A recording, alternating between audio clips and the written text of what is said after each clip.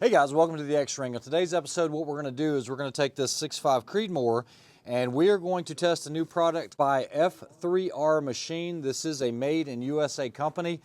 They are out of Wisconsin and they make basically scope mounts. And guys, this is really robust. You guys know I'm a huge fan of the spur mounts, the Night Force mounts, as well as the Air Attack. But this is the F3R. So if you guys look at it, this one is a 34 millimeter. This is brand new. It just came back from finishing. They had a 30 millimeter in the beginning, and then now they're offering the 34 millimeter. This is not the cantilever because it is going to go on a bolt gun. But I want you guys to see the quality of this, the machine work. I'm not going to have to worry about anything getting knocked out of place or anything like that. I'll let you guys kind of see it up close. The fasteners are T25 fasteners. You'll see 6, you'll see 3 and 3, 6 here. You'll see 6 on each ring cap at the top. It is with the 6061 series aluminum. That's what the whole unit is made out of. It has been completely bored so that everything is concentric. They do have provisions for some mounts here. They're not available yet. Like I said, this is brand new. This is one of the first ones off the shelf. So this will eventually have a way for you to attach like a 1913 rail or something like that. You'll also see he has witness marks here because they are matched rings for the top and the bottom. And what we're going to do is we're going to take a Borka toolkit. And guys, you know I'm one of the authorized reps for Borka tools. They make some of the best. I've got information on a group buy that's coming up on this kit. If you're wanting the latest, greatest, the RH kit is really going to have everything you will ever need. And we're going to top this mount off with a primary arms. This is the Platinum series. It's the PLX5 6-30, 56 millimeter objective. It's the first focal plane with the Athena reticle, and it is a mill reticle. So we're going to get all this mounted up. I'll just walk you through the steps and we'll go through there. All right, so the first thing we want to do is we want to loosen up the mount screws here. And we want to find a spot on here that works for us. Now for me, I want it a little more forwards, but we always want to make sure that we push this forwards. You can feel or hear this a little bit of slop in here in between the rails, and that's normal for most. What you want to do is push it forwards, and then what we're going to do is hand tighten all of these. Once we hand tighten these, then what we're going to do is we're going to torque them down to 25 inch-pounds. Once we torque them down to 25 inch-pounds, then we'll equalize everything out and go to 50 inch-pounds ultimately. So I've held everything forwards. I went ahead and clamped that down. I'm going to use my Borka toolkit. And what I will do is use the T25, and we will pre-snug these up to 25 inch-pounds.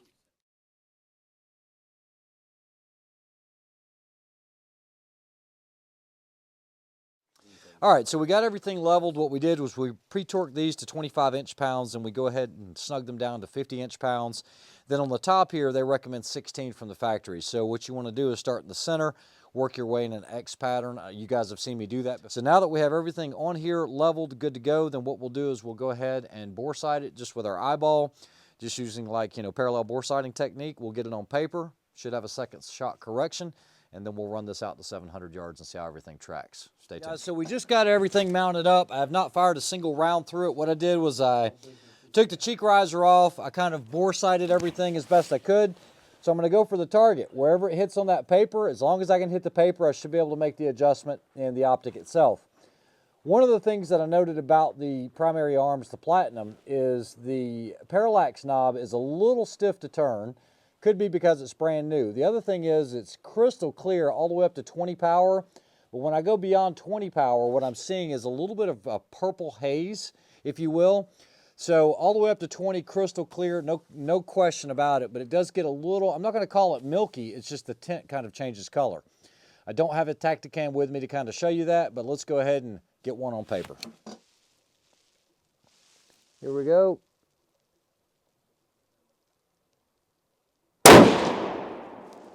All right, we are literally 1 inch low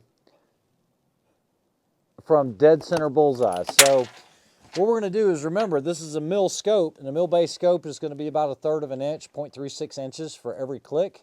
So I'm going to come up 1, 2, I think that's good enough. If I go 3, I'm going to be a little high. So let me go ahead and check that again.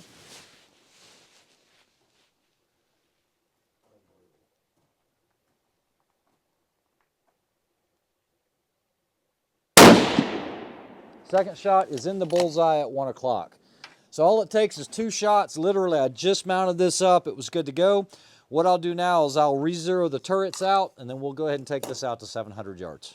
All right, guys, so these guys were kind of, I'm not going to say they were making fun of me. They were kind of ribbing me because it only took 2 shots to get like dead center. So I'm going to do even one better. I'm going to try.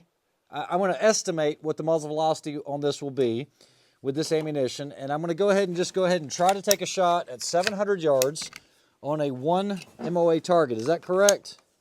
It is correct. All right, so 1 MOA target at 700 yards. I'm going to estimate where I need to be. I've got good equipment, and that's going to make all the difference in the world. I've got a rifle that'll shoot sub-MOA. I've got a great optic, and I've got a great mount. That's a combination for success right there. All right, 700 yards. Ready? Okay, probably 2 inches high and a hair right. So let's come down.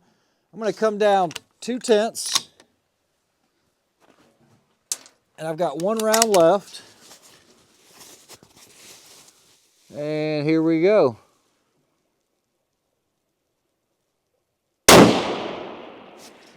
Bullseye! And that's it. And then put it right on it. So all you really have to have is a good combination. This F3R is really, really nice. I like heavy duty mounts. That's one thing I don't ever have to want to worry about. And because it is made in the USA and made in Wisconsin, makes it even better. Big shout out to Cody. I'm going to give you guys some overviews of this or some close-ups. Big thanks to Primary Arms for providing the scope. I will do a full-blown overview of this optic when I get an opportunity to do that.